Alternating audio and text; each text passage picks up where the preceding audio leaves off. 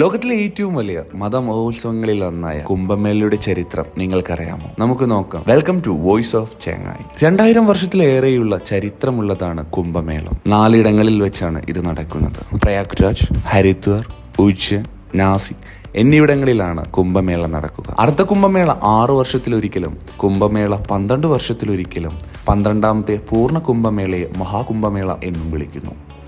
144 വർഷത്തിലൊരിക്കൽ മാത്രമാണ് ഇത് നടക്കുന്നത്. 2025 അവസാനം നടന്നത്. ശ്രീമദ് ഭഗവതം, വിഷ്ണു പുരാണം പോലെയുള്ള ഹൈന്ദവ പുരാണ ഗ്രന്ഥങ്ങളിൽ ദേവന്മാരുടെ ശക്തി വീണ്ടെടുക്കാനായി നടത്തിയ പാലാഴി മഥനവുമായാണ് കുംഭമേളയെ ബന്ധിച്ചിരിക്കുന്നത്. ഗരുഡൻ വഹിച്ചിരുന്ന അമൃത് കുംഭത്തിൽ നിന്നും പ്രയാഗ്, ഹരിദ്വാർ, ഉജ്ജൈൻ, നാസിക് എന്നിവിടങ്ങളിൽ ദേവന്മാർക്ക് നിത്യയൗവനം പ്രദാനം ചെയ്യുന്ന അമൃത് തുളുമ്പി വീണു എന്നാണ് വിശ്വാസം. ഇന്ത്യ സന്ദർശിച്ച ചൈനീസ് സഞ്ചാരിയായ ഹുവാൻ സാങ് കുംഭമേള ആദ്യം പ്രതിപാദിച്ച ചരിത്ര വ്യക്തിത്വം.